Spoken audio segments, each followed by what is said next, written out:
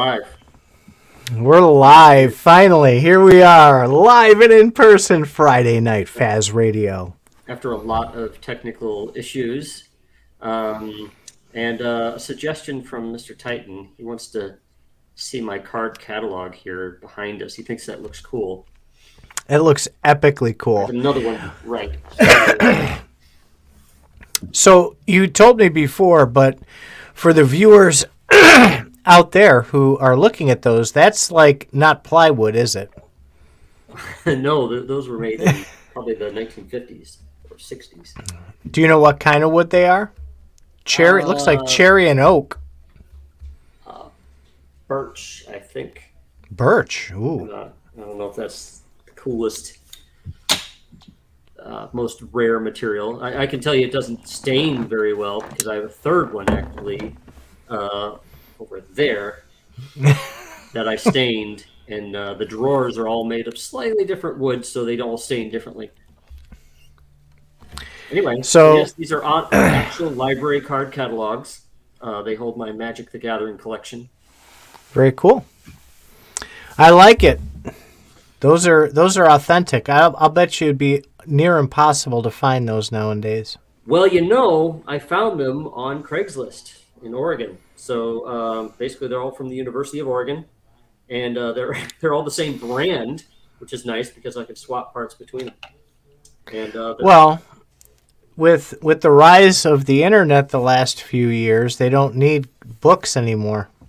But I've had them for about 6 or 7 years now, and no way you'd be able to find these again. I got them for approximately $200 a piece on Craigslist, so they wouldn't even sell for that now. And I wouldn't sell them for that right now either. I'm gonna have to run up to my local library and see if they'll sell me some, if they even have them. No. They might have stuck them in storage somewhere. You never know. They are heavy. They take up a lot of space. Libraries got rid of them a long time ago. Well, no. Well, I can't say because I haven't been in a library in 25 years. But all the community. Well, I'm thinking, using my logic, right? My community and all the communities around us are generally all boomers in their 60s and 70s, and they're the ones that go to the library. So thinking along those lines, there's actually I'm thinking there would be a pretty good possibility that they still exist there. Possibly. Maybe. I don't know. I think my wife went to the library today. I wonder if she knows. All right. That light is giving you an interesting look today. Yes. Every day you have a different light with a different look. The producer thought this shade of blue was the best, so I kept it. It's giving you these heavy-looking eyebrows today, which is interesting. I got really thick eyebrows. As I age, I get like the bushy eyebrows. I pulled a hair out of my nose that was probably 2 inches long, too. I'm getting hair growing out of my ears and my nose now. Let's get into our subject. Let's talk about Elon and Twitter. Elon? Elon. Okay, switch it back. You're fine. Switch what back? You look pretty, honey. You look good in that dress. Oh, hang on. I'm going to ask the question, then we'll get into it. Is there still card catalogs in the library? She was just there today. All right, so I'll ask her that question. We'll circle back in a few minutes. So today, talk about Elon and he had a flurry of news this week on all kinds of different things, but what we're going to focus on for the show is the crypto side of it, which he just integrated eToro into the Twitter platform, and we'll talk about what that means, where it goes. We'll get some history. I did a lot of reading. Elon fascinates me. I'm not like a fanboy, but he fascinates me. I think he's brilliant. I live on Twitter, so this was big news. And eToro is an exchange-ish, and they're kind of like exchange-ish, like Robin. Right, well, yeah, exactly. So they're they do stocks and crypto, so they're more they look like a traditional broker site. What sets eToro apart, though, is they started it, the rage where if you are a successful trader, you can open yourself up to a public domain on the eToro platform, and other traders can, with a click of a button, follow and mimic everything that you do. So you get rewards for that, and it's all kinds of fun stuff. But it allows people who maybe don't know how to pick and when to pick and what to buy and when to sell and all that kind of stuff, people who have a solid track record of trading, to be able to trade. Now, when they adopted crypto on this platform, initially it was like PayPal, right? They're like, you can't withdraw it. You can trade it till you're blue in the face, but you can't take it off the platform. So what they did... You could play with their beans, you just can't have your own. Well, so wait. So they changed that, and they came out with a huge announcement. It was probably last summer. I think it was like last summer. And they said, you can now withdraw your crypto. Asterisk. Right? And you go to the asterisk, and there's conditions. You have to have a track record with them of depositing and withdrawing responsibly, like no bounce checks or bad ACHs and stuff like that. And here's the big kicker. You have to have left in your account equal to or greater the amount of money that you're pulling out in crypto. So if you have $1,000 of Bitcoin and $200 of cash, you can only withdraw $200 worth of Bitcoin from the platform. So they want you to back your crypto one-to-one with Absolutely. dollars. And from what I was reading, maybe I'm wrong, I'm not a member of eToro, so I only went by what I read on the eToro site. And my impression was that doesn't change over time. So you don't like earn the ability to be able to take out more than you have in your account. Well, so I'm thinking, what if Bitcoin, like you buy, let's just say what if Bitcoin crashes? You have one Bitcoin on your account, it crashes. You pull out that amount of Bitcoin, because you can pull it out of your wallet as Bitcoin, right? Pull it out of Bitcoin. Yeah. Bitcoin goes back up. You successfully navigated their requirements. Yeah. I think they do it for two reasons. Number one, they want to keep assets on the platform. They want you sticky to their platform.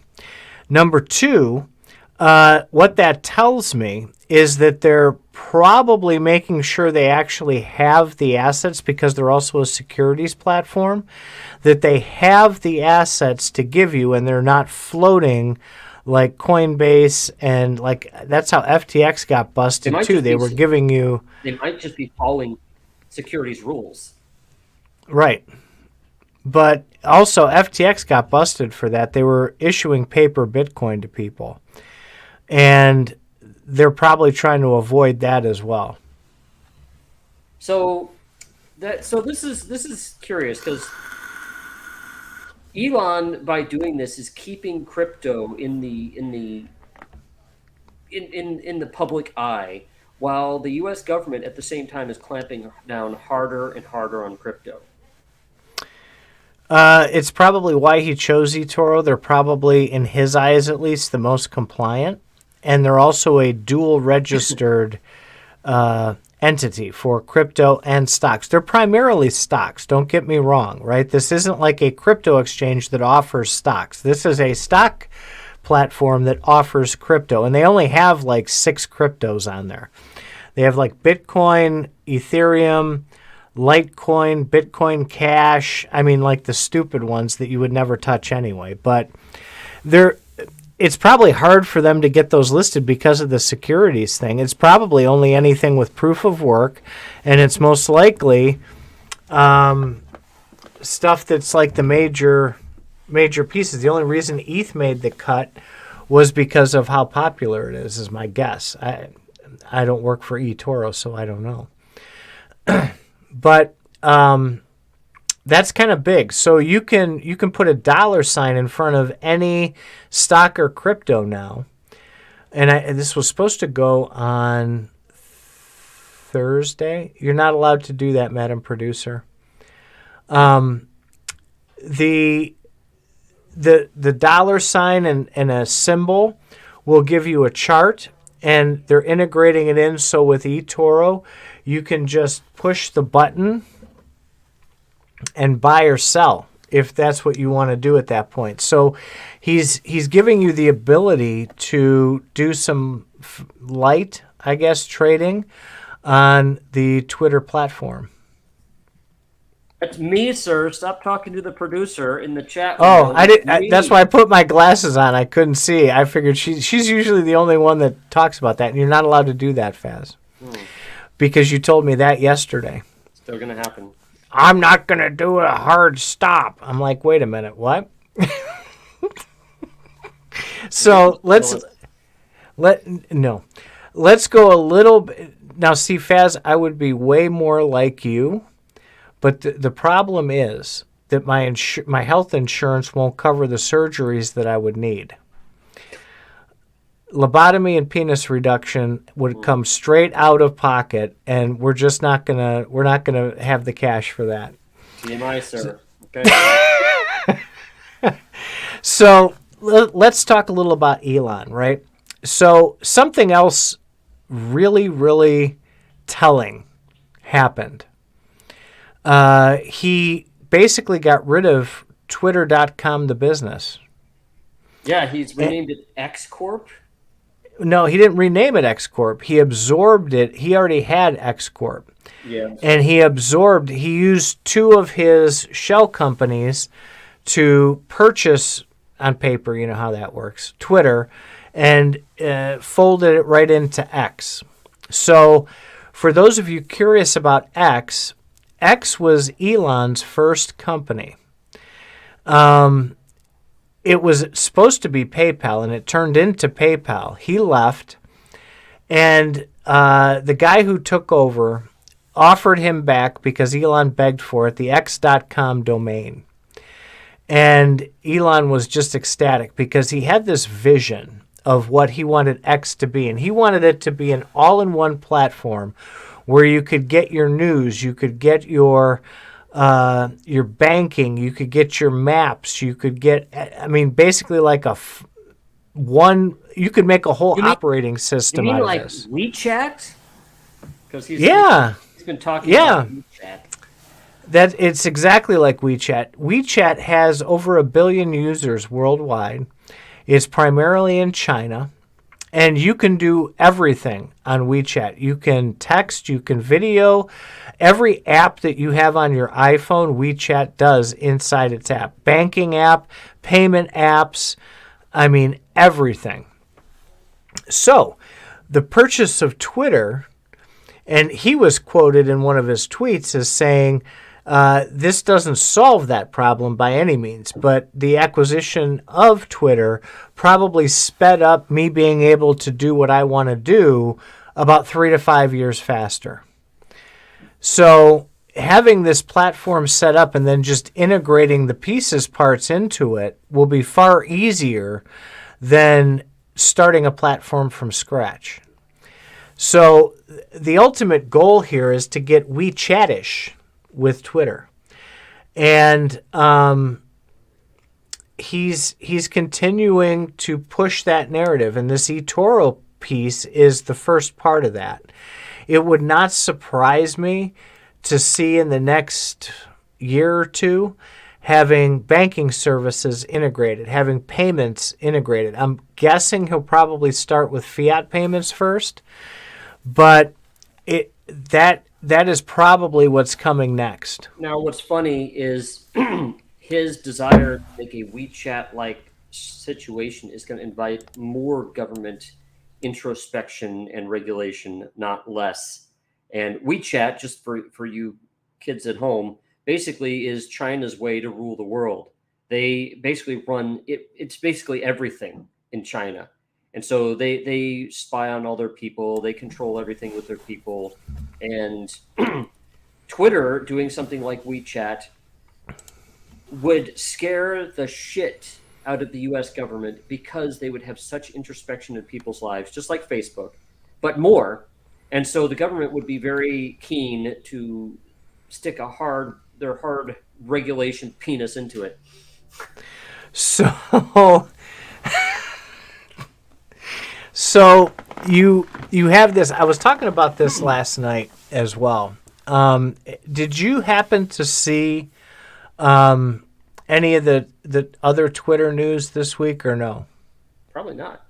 Maybe. There was a big kerfuffle on Monday and Tuesday with Elon and NPR. Oh, I saw that. Yeah, I watched that interview, actually. Yeah, so that news... NPR, I just want to summarize. NPR basically wanted to say that, hey, there's some really disturbing tweets and disturbing shit on Twitter. And, I've been seeing this kind of stuff. And so Elon's like, okay, can you give me an example? He probably wanted to work with something.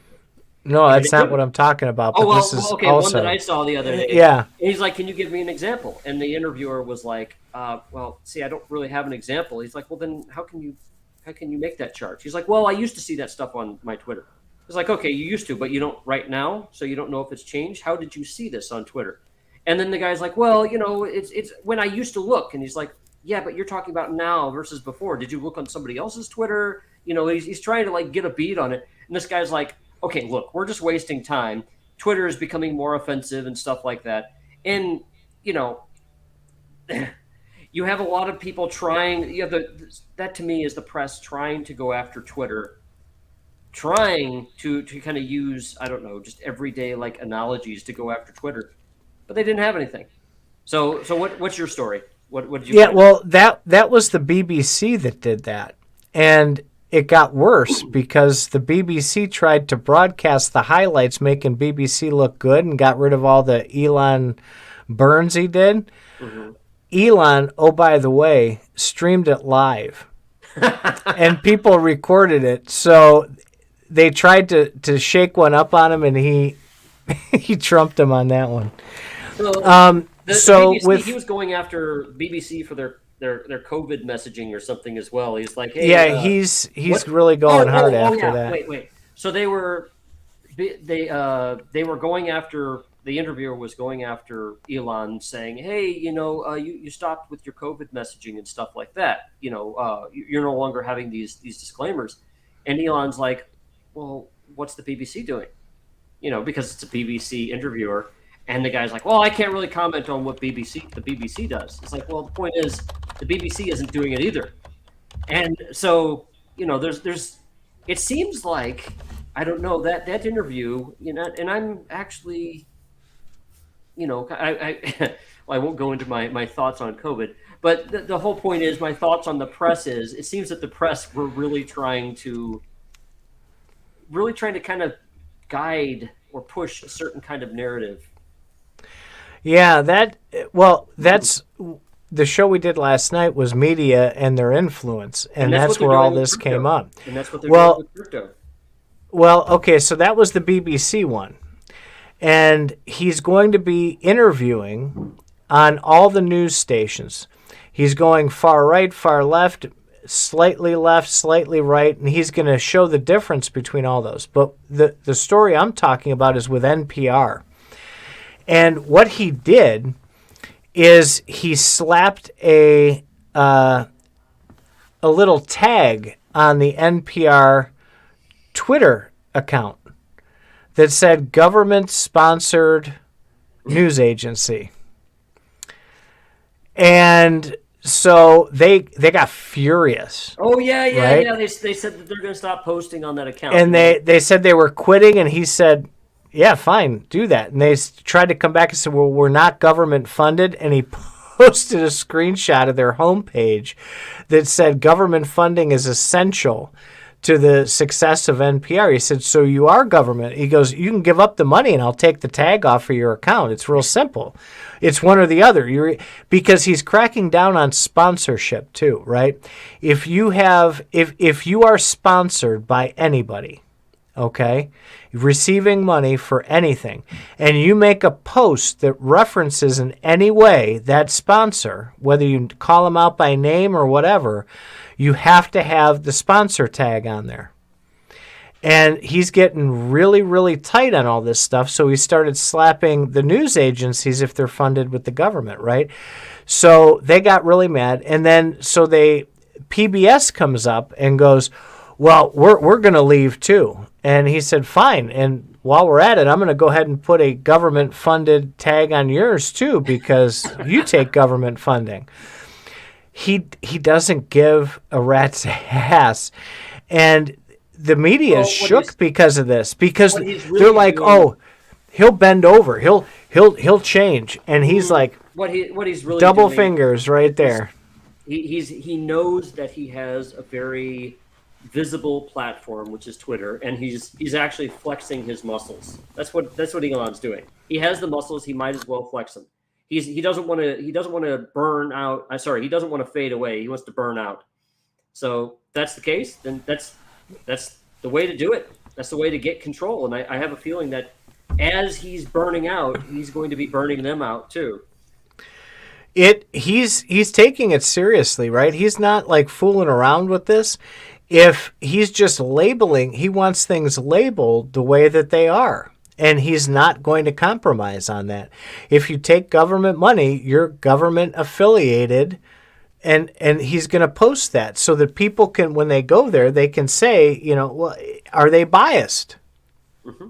They're taking government money. If you're taking government money, then I would say 100% you are. So I think it's becoming clear that a lot of what we think are unbiased is biased. In fact, everything is biased. And the question really becomes how much bias needs to be telegraphed before you do something. I mean, because even on crypto, you and I have biases. Do we need a whole screen full of caveats every time we say something? Do we all need positions on things just in order to speak about them? Well, I can maybe cast this on my screen share because you're completely blue. I'm completely blue. Yeah, well, because I got the dark screen in front of me. Yeah. So let me go to my Twitter page because I posted this, and this was ridiculous. Hang on. All right, so let me back this up. And you and I have talked about this privately offline. And I want to... What the fuck browser is that? Oh, okay, it's the same one I'm using. All right, so settings, no. I'm old. Give me a break. Share screen, there we go. That one, share. Am I sharing? Not yet. There we go. This right here, I'm going to make it big so y'all can see it. Is that big now? Hold on. Yep, that's big. All right, here we go. This set me off. Unfortunately, some members of the media use their platforms to push their own personal bias. And agenda to control exactly what people think. This is extremely dangerous to our democracy. Unfortunately, some members of the media. Is that not scary? These are news stations reading the same script from all over the United States. So, okay, now let's talk about that since we're going there. I very much prefer to keep this on crypto, but this ties right into it because this is what about crypto. So let me go there. Hold on. Right. So, okay. What you have is a lot of stations that have come up with predetermined ways to talk about certain subjects. Like, there's a certain way that you, I mean, if you're going to talk about, I don't know, Native Americans in the United States, you probably would say Native Americans instead of Indians. because one might be more politically correct, one might be more technically correct. It is also a little bit confusing when you say some Indians have done that. It's like are people in India or in the United States. So My dad was Archie Bunker, and he used to say dot or feather. Okay, so whatever. Yeah, that's because you're in Cleveland. Anyway, so don't get me off subject here. So you're going to have a lot of PC language with newscasts, and they're going to be saying a lot of the same stuff. So for example, in private chat today, I said I have a hard stop at a certain time today. Well, that's not PC. That's a certain lingo. If you go into any office in the United States, you'll hear the word hard stop a lot. It's just the lingo. So people in newscasts use a specific lingo. They're not reading from a script. They're using the lingo. They're reading from a script when they all start telling you multiple parts of the story that are exactly the same. Like this fact and this fact and this fact and this fact. They're reporting on the same 4 things or something like that. If you see them saying different things but with the same lingo, that's not a script. Well, not exactly. It's politically correct speech. And of course, that has its own that's its own podcast of complaints about politically correct speech. I just want to make sure that there's a difference. So how I was going to tie this in, because all right, you have right now the MSM, the mainstream media, doing things like this with these scripts. Is it a danger for Elon to, let's say, get a stranglehold on this media, and now that he's incorporated eToro into it, is he going to be manipulating the stock market with the people that are there? Is he going to be manipulating the crypto markets because he'll have that? So, okay, you're making a good point, and there's a couple things that I want to unpack here. So when you say mainstream media, whoever the mainstream media is tends to be defined by whoever's saying it. I would include Fox News and CNN as the mainstream media. Yet you'll hear Fox News talk about the mainstream media, obviously meaning not themselves. So it depends on who you are as to who the mainstream media is. I would purport that Twitter is the mainstream media as well, because everybody goes to Twitter for news anyway, and whatever Twitter reports is a mainstream kind of thing. However, they're different. They're a competitor. They curate their stories differently. And yes, Twitter does curate what you see. So if anything, you could just call them a different type of media. And I don't know if it's left-leaning, right-leaning, or chaotic-leaning, but it's Twitter is its own type of mainstream media. It's fucking huge. So let's just correct this mainstream media bullshit, because people start saying mainstream media when they disagree with what everybody else is saying and they just want to say something crackpot crazy on their own. I keep looking at my mic for some reason. I should be looking here. Well, but really, so if he incorporates, nobody else has that, right? Nobody else has the ability to integrate. You can't go to Fox News and buy crypto, okay? You can't go to Fox News and buy Tesla. What happens with Tesla?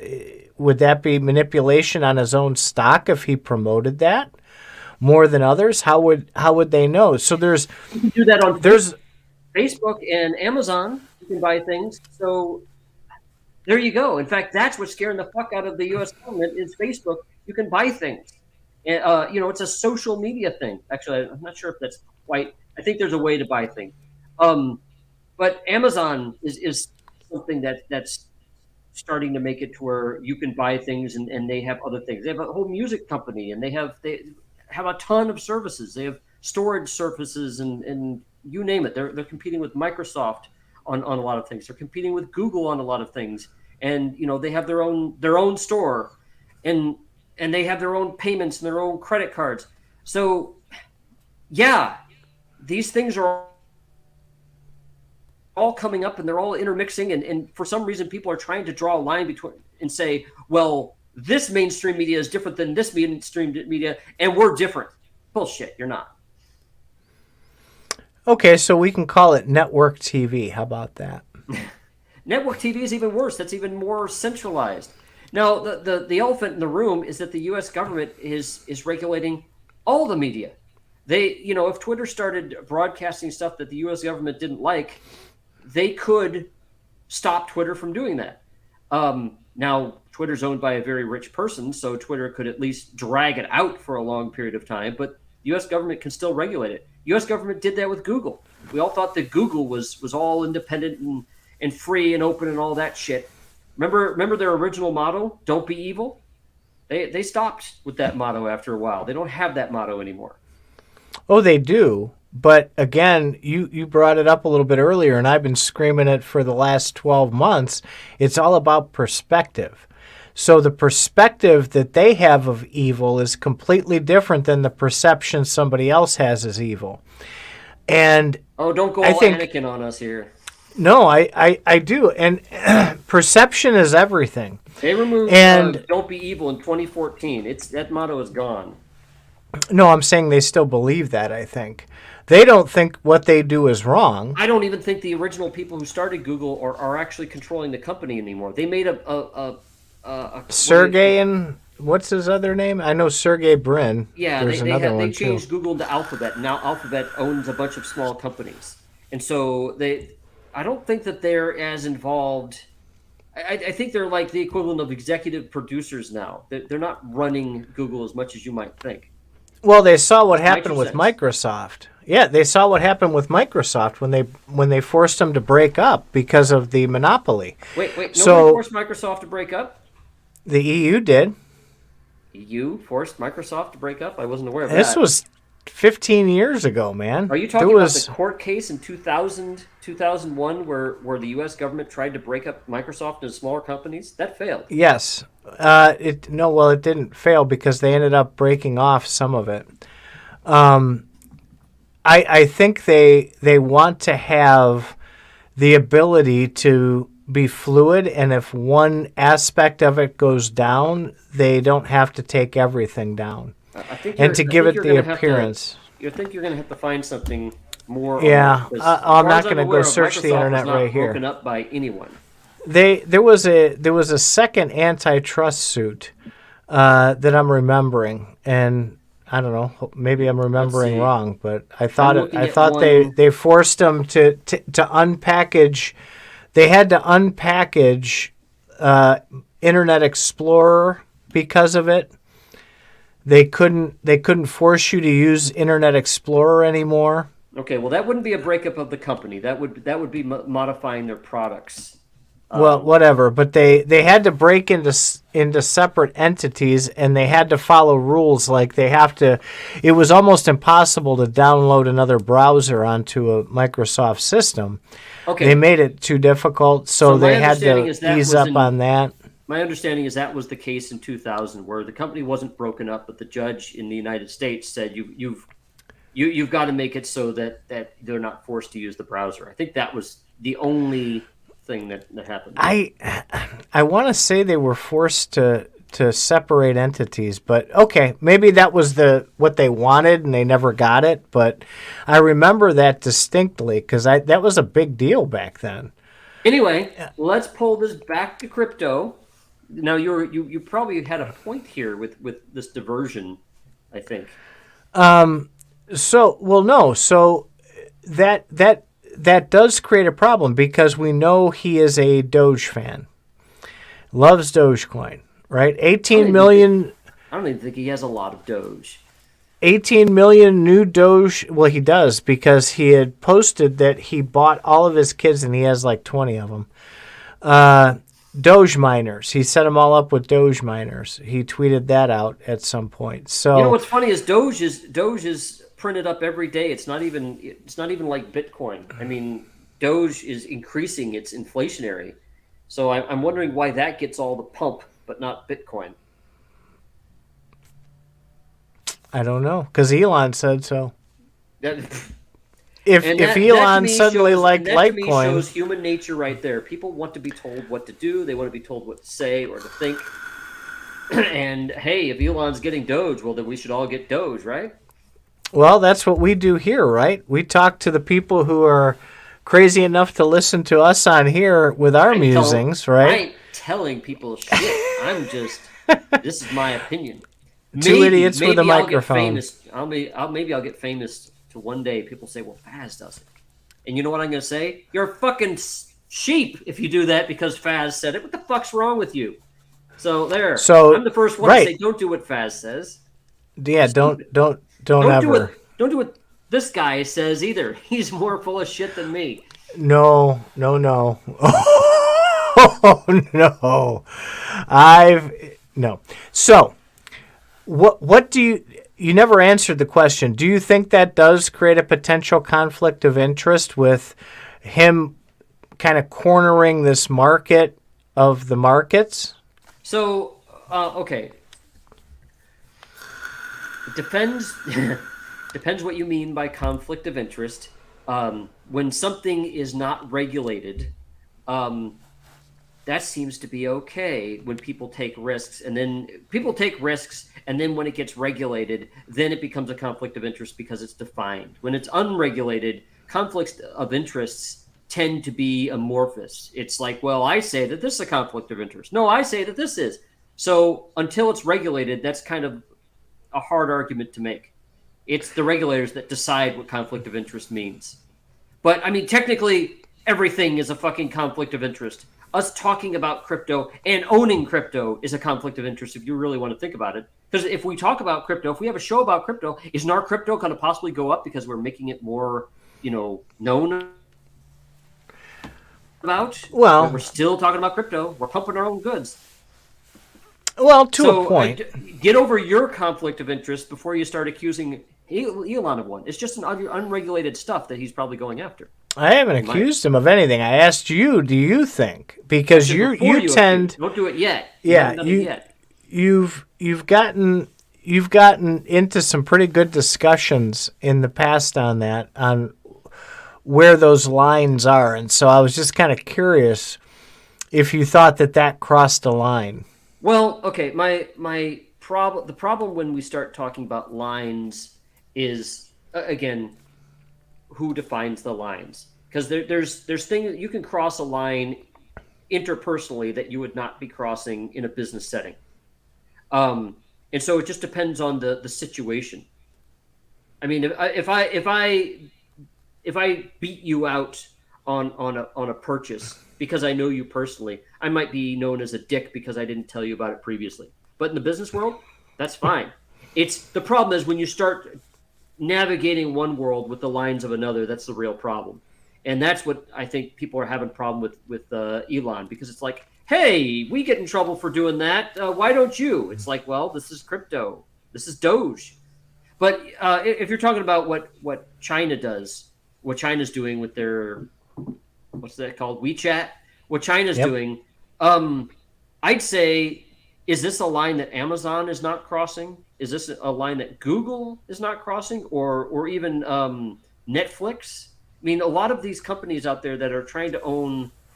Amazon has a movie service. They have a shopping service. They have programmatic services. They have storage services. They have who knows how many millions of services. And so Elon's just wants to do more customer facing ones. What's the line? Yeah, and that's kind of with this financial adoption is where it gets blurry. It gets blurry pretty quick. Personally, I think it's a good idea. I think it could really change the way that we transact. And if he can pull up a platform to where you can incorporate instant transactions, I think it's a good thing. And I think it's good. I wonder. I don't see him as being evil, but I could see him unintentionally being evil down the road. I see Elon being both chaotic good and chaotic evil. If you want to get into D&D terms, he's both, and no, well, they call that chaotic neutral. He's chaotic neutral. He's not on anybody's side. He's on his own fucking bent ass, weird ass side, and the world is still trying to figure out or refigure out payments right now. Bitcoin started the conversation, and it has its own what do you call it, inertia. You have a lot of rich people in on that inertia, but it's starting the conversation, and it's going to take a while. Who knows? It could be 5 years, it could be 50 years to figure out how money is going to be handled in the future. During World War II, it was easy. Countries just fell, and the United States took over running a lot of things because there's no modern countries that could run things anymore. So we did. And great, that solved a lot of financial problems really quickly. But now the system's become overburdened, and it's not modern, and I'm curious to see how it's actually going to upgrade. And I think our financial system's going to upgrade in a very balkanized way. So if there was, let's say, Elon puts together a XRPL type network, right? Where the network itself is decentralized-ish, as much as you can get. Is that something you would deem as evil? Or, I mean, because he has the platform with all those users, kind of like the Facebook thing when they came out with Meta, and the government smacked them down right away and said, nope, we ain't having that. So, okay. So that you just stated what the problem was. If there is a single entity that wants to make something like the XRPL, that's a problem because the government has somebody to sue. The reason they don't go after Bitcoin is they can't go after Bitcoin. They can't sue any one person to make it stop. They have to go after all the persons, and that's just too much work for them. That's why Bitcoin works. All the other coins are trying to emulate that to some degree, but you need money to get these things going. And so there's a centralized person that if you go after that person, you can effectively shut down that coin. So great. If Elon does that, the government will go directly after Elon for payments. So that brings up another. I think it's a good idea. Another fantastic talking point of, okay, so you have you have the non-ability to go after people, right? So with Bitcoin, and with other places you have the ability to go after somebody. If you have the ability to go after somebody but don't, how does that affect things? Well, in other words, that's called politics. I mean, it's who do you go after first, and that depends on the administration. Right. So you have these entities that were allowed to get large. For a very long time, you had your MoneyGrams, you had your big wire services, you have these huge banks like JP Morgan. How is that any different?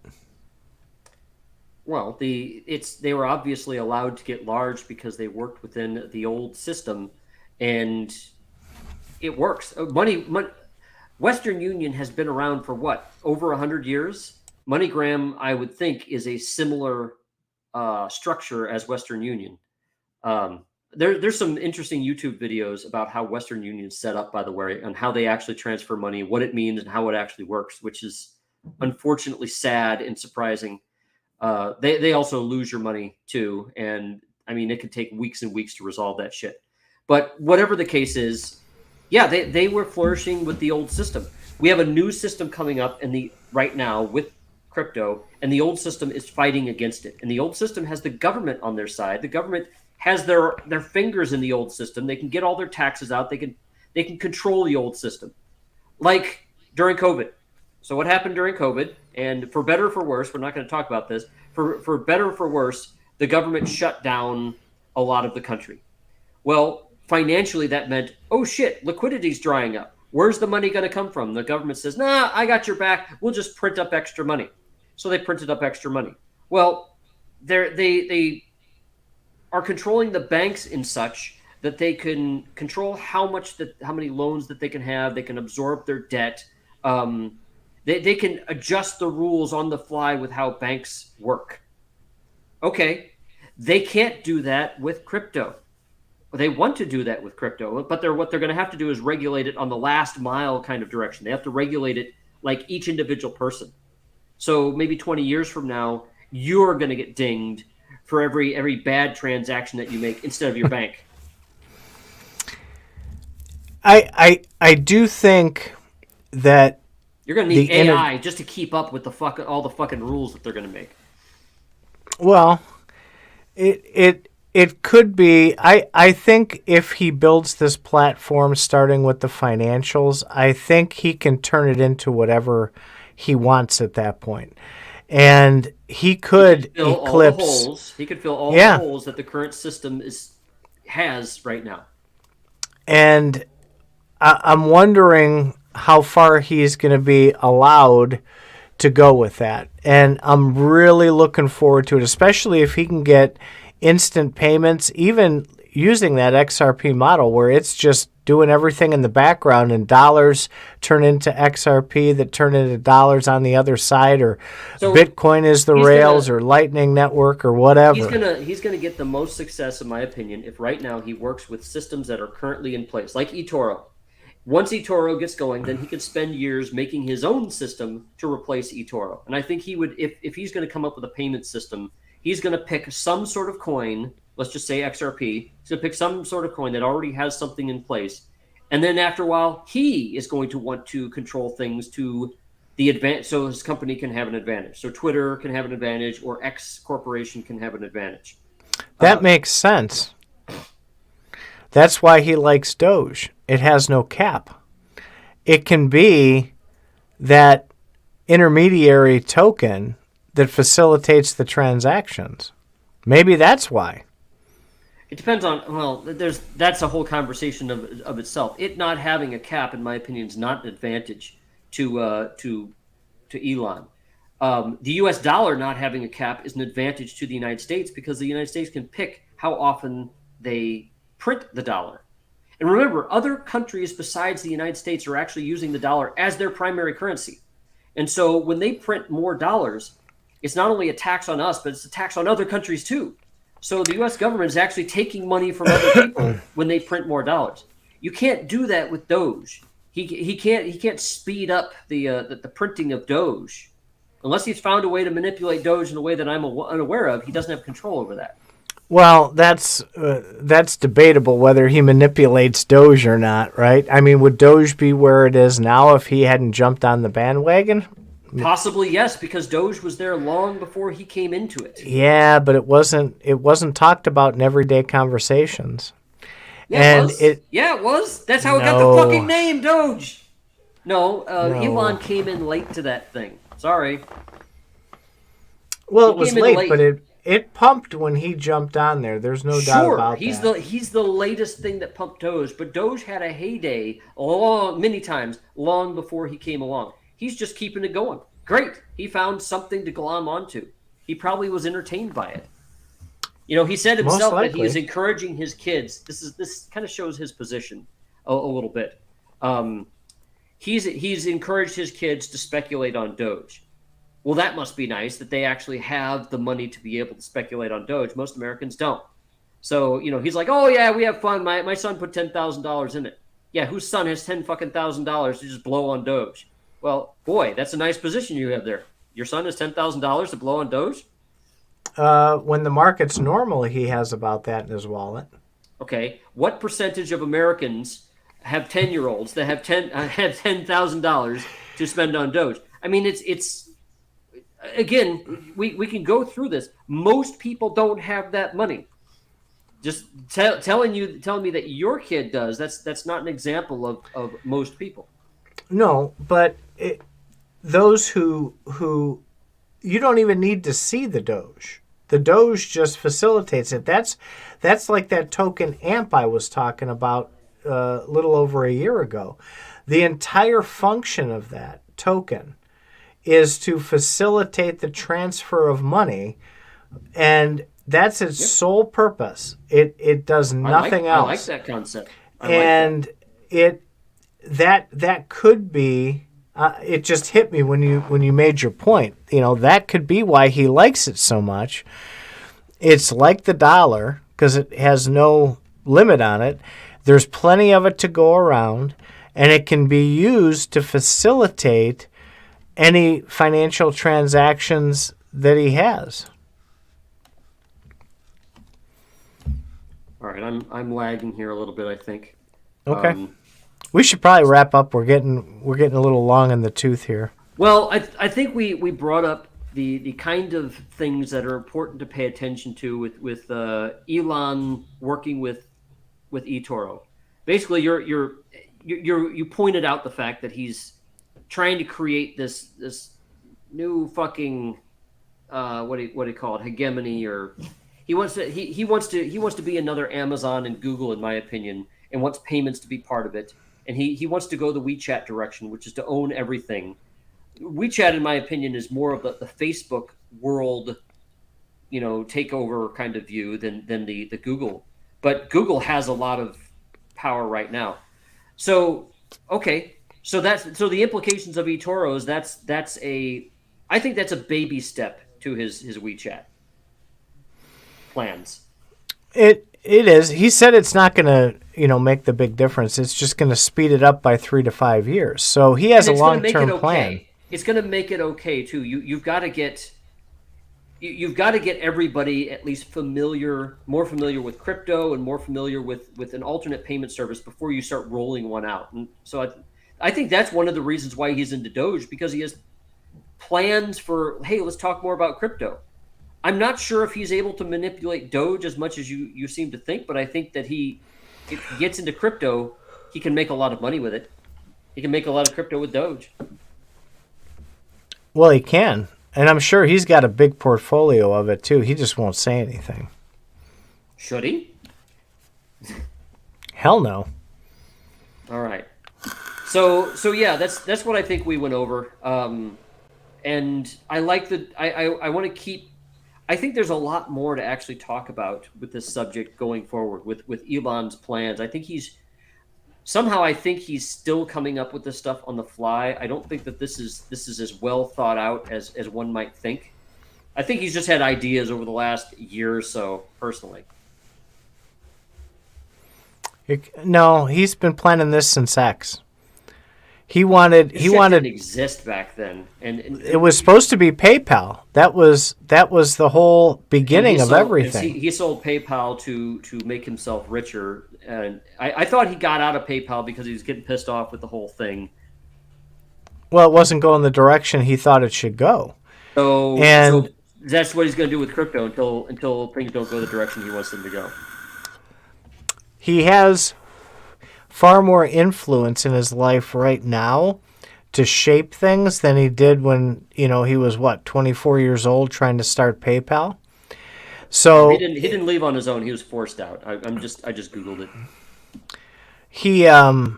He has the ability to affect the changes now that he didn't have the power to do back then, both financially and esoterically with who he is and what he's become and what he's made of himself. He also didn't have a platform already set up for him. He was trying to build one. And back then, it was far different in the financial world and the technology world than it is now. And so he's now flexing Twitter's muscles because he can in order to get what he wants, which in one sense, people are like, holy shit, what are you doing, Batman? You're going to fuck all this up. You're going to make it so that nobody wants to be on Twitter. Or people are going to start realizing that Twitter has such name recognition that he can pull everybody to his way of thinking. That's what successful companies do. I don't know if it's about his way of thinking. I think part of it, I think he's trying to encourage...